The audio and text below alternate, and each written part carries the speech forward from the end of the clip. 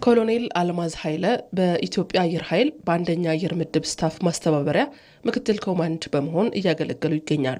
ምድር ኃይልን ጨምሮ አሁን እያገለገሉበት እስካለው አየር ኃይል ድረስ 30 ዓመታትን በሰራዊቱ ቤት እያሳለፉ ይገኛሉ። ሀገርን ለማገልገል አምነውበት የገቡት የሰራዊቱ ቤት የሚያስፈልገውን ሁሉ ወታደራዊ ስነ ምግባር በመፈጸም እስከ ኃላፊነት እንደደረሱ ይናገራሉ። ውትድርና በባህሪው ዓላማ ያለው ሰው ነው መሆን ያለበት። ምክንያቱም ሀገርን ወደሽ ነው አይደለ እንዴ? ሀገርን ማገልገል ደግሞ ከዛ በላይ ትልቅነት የለም። ሀገርሽን ለማገልገል ስትወጪ ያ ቻሌንጆችንም አልፈሽ ትልቅ ደረጃ እንደምትደርሽ ደግሞ ያሳይሻል። የተቋማችን አሰራርም እሱ ነው። ያ ቻሌንጅ እንድታልፊው አድርጎ ተቀርጸሽ እንድትወጪ ወታደራዊ ኢቲክስ ኑሮሽ ካለባበስ ጀምሮ ባህሪሽንም ነው የሚቀየረው። ስልጠና ስትወስጂ ባይዘው ስልጠና ሲባል እኮ ያስተሳሰብ ለውጥ ነው። ከሲቪሉ ማህበረሰብ መጥተሽ ወደ ውትድርና ሀገርን ማገልገል የሚል ቃል ራሱ ያ የነበረው ባህሪሽን እዚህ ስትመጪ መለወጥ ያ የሚለውጥ ነው ስልጠና ማለት ነው። አንጋፋው አየር ኃይል በደማቸው ታሪክን የሚጽፉ በላባቸው ሀገርን የሚያገለግሉ የሀገር ፍቅርን በውል ያሳዩ የሀገር ልጆች ህብረት ነው። በዚህ ውስጥም ሴቶች ከአብራሪነት እስከ ትልልቅ ኃላፊነቶች እያገለገሉ ይገኛሉ። በተለያዩ ኤርክራፍት ቴክኒሻሎች አሉ፣ ጀግኖች ቴክኒሻሎች በጣም ብዙ ጎበዞች አሉ። በተለያዩ ቢሮዎች የሚሰሩ ጠንካራ ሴቶች አሉን።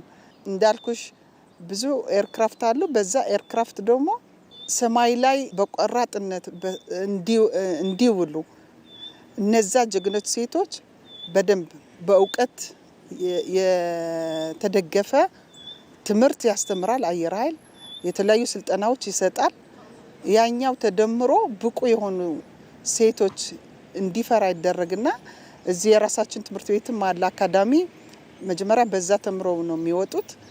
እነዚህ በተለያዩ ኤርክራፍት በጣም ጀግኖች ብዙ ሴቶች ቴክኒሻሎች አብራሪዎች አሉን እና በተለያየ መስክ እንሰራለን። እሱን ብቻ ሳይሆን በተለያዩ ቢሮዎች አሉ። በሎጂስቲክስ ምክትል አለ፣ ስታፍ ማስተባበሪያ አለ፣ አየር መከላከል አለ። እስከ ሳይቶቻችን ወጣ ብለሽም ሴቶች እዛ በተለያዩ ሙያ ኦፕሬተር ሆነው የሚሰሩ ሴቶች አሉ። ኮሎኔል አልማዝ ኃይለ አየር ኃይል የትምህርት እድል በመስጠት የሀገርን ፍቅር በማውረስ የመምራት አቅምንም በማላበስ ሰርቶኛል ሲሉ ይገልጻሉ። ውትድርና በጣም ዲሲፕሊን ነው የሚያደርግሽ፣ ይቀርጽሻል፣ ሀገርሽንም እንድትወጂ ያደርግሻል። ይሄ ሙያ ብዙ ነገር ነው ያገኘሁበት። አንደኛው ስፔሻሊ ተቋሚ እዚህ አየር ኃይል ሲሆን እስከ ማስተርስ ተመሪያለሁ።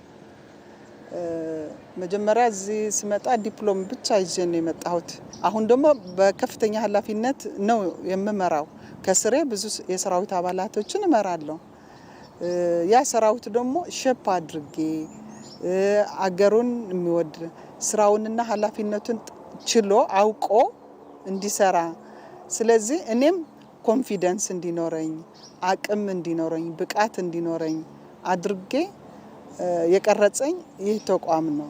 ይሄ ዩኒፎርም ብዙ ዓላማ የያዘ ነው፣ ክብርም ያለው ነው።